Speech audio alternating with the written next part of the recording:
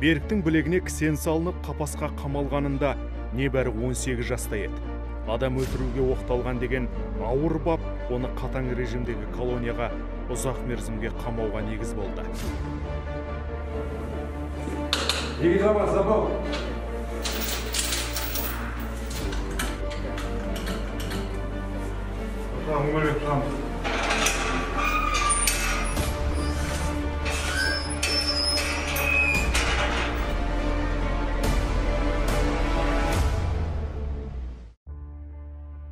Жазамды бастаған кезде 18 жаста болғым.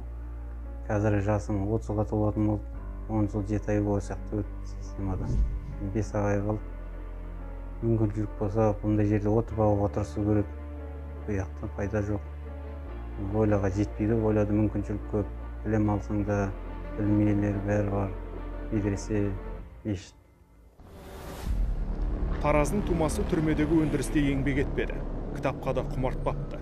Сотталғандардың қаһарынан сескеніп, оқшауланып жүретін топтан қолдау күтті. Әлгілерде оны жақын тартып қорған болды.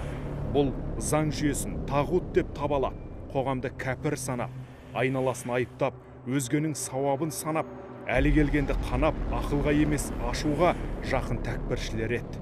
Оларды бір ортаға топтастырған қылмыстық мүдделері мен радикалды ойлары.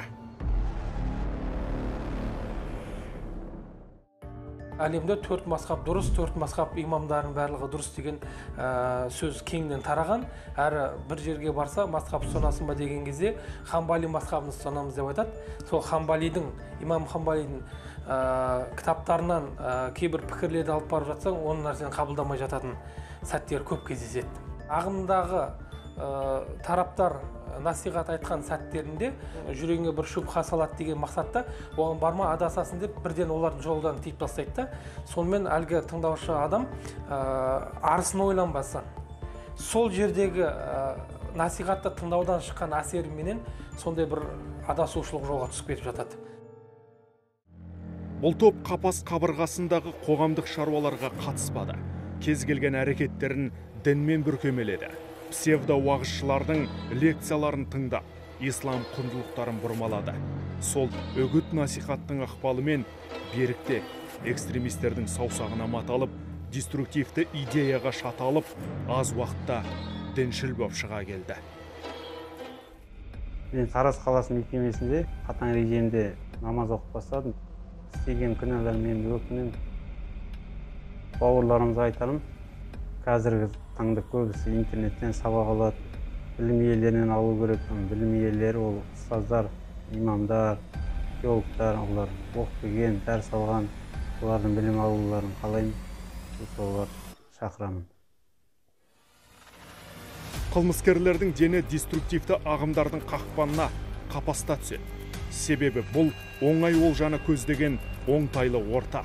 Ал жолы болмаған өмірге өкпелі, жақыны жатқа айналғандарды бақылап басқару жеңіл, өте жеңіл. Ал амал еткенді ғана мұсылман деп танитын экстремистер тек бейбіт ортаны бүлдіруге бағытталған радикалды амалды ғана мойындайтыны белгілі. Ғалымдардың пәлен деген атақты кісілер міне негізгі мұсылмандардың жүгінетін кітабында былай жазылған, сенікі мынауың дұрыс емес деп ғылыми тұрғыдан ғана пікір таласуға болады.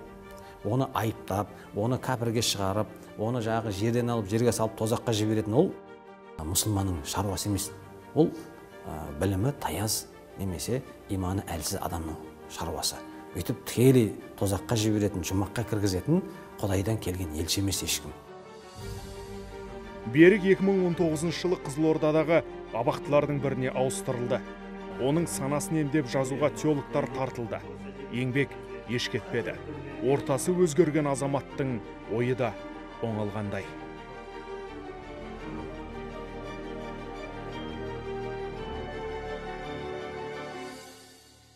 Өзінің адасқанын түсінді. Сол адасу арқылы көптеген жылдар қаншама уақыттары бос кеткенін түсінді. Бейбіт елде құлшылығын жасап жүре беретін мүмкіншілік бар еді. Алайда сол мүмкіншіліктің барлығын бос өткізіп алғанын түсініп қазір өкінуде әрине.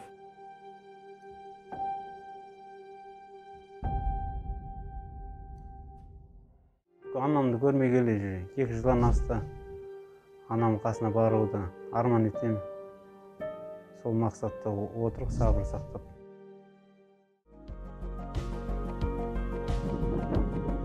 Ол мойыстықты насихаттаған надандардан, ақиқатты бұрмалаған зұлымдардан, жақсылықты жоққа шығарған көрсоқырлардан құтылғанына қуанат. Әлгілердің жанында жүре бергенінде мерзіміне мерзім қосылар ма еді? Кім білсін.